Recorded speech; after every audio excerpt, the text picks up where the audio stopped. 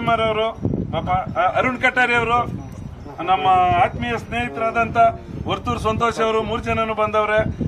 ಇವತ್ತು ನಮ್ಮ ರಘು ನಾಟಿ ಕೋಳಿಯಲ್ಲಿ ಬಿರಿಯಾನಿ ಮಾಡ್ತವನೆ.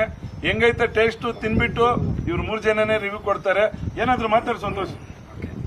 ಇವತ್ತು ತೋಟದಲ್ಲಿ ತುಂಬಾ ಚೆನ್ನಾಗಿದೆ ವಾತಾವರಣ. ಹೆಂಗೆ ಅಂತಂದ್ರೆ ಮಳೆ ಬಿದ್ದು ನಿಂತಿದೆ.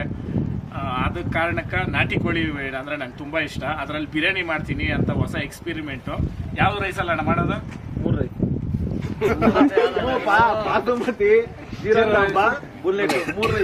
ಮತ್ತೆ ವಿಶೇಷವಾಗಿ 3 ರೀತಿ ಅಕ್ಕಿ ಬಳಸಿ ಜೀರಾ ಸಾಂಬಾರು ಮತ್ತೆ ಸೋನಾ ಮಸೂರಿ ಬುಲೆಟ್ 3 ಅಕ್ಕಿ ಬಾಸುಮತಿ 4 ಮಿಕ್ಸ್ ಮಾಡಿ ಹಾಕಿ ಪಕ್ಕ ನಾಟಿ ಕೋಳಿನ ಅಲ್ಲ ಅನ್ಬಿಟ್ಟು ತಿನ್ಬಿಟ್ಟು ಹೇಳ್ತೀನಿ. ಯಾಕಂತಂದ್ರೆ ಇತ್ತೀಚಿನ ದಿನಗಳಲ್ಲಿ ನಾಟಿ ಕೋಳಿ ಅನ್ಬಿಟ್ಟು ನಾವೇನ್ ಅಂಗಡಿಗಳಲ್ಲೆಲ್ಲ ತಗೊಂತಿರಲ್ಲ, ದಯವಿಟ್ಟು ಒಂದ್ಸಲೆಲ್ಲ 10 ಸಲ ನೋಡ್ಕೊಳ್ರಿ. ಮೂತಿ ಕೊಕ್ಕು ಕಟ್ಟಾಗಿರುತ್ತೆ, ಕಾಲು ಇದಾಗಿರುತ್ತೆ, ಅದು ಪಕ್ಕ ನಾಟಿ ಕೋಳಿ ಅಲ್ಲ, ಬಟ್ ಕಲರ್ ಇರ್ತವೆ ಅವು.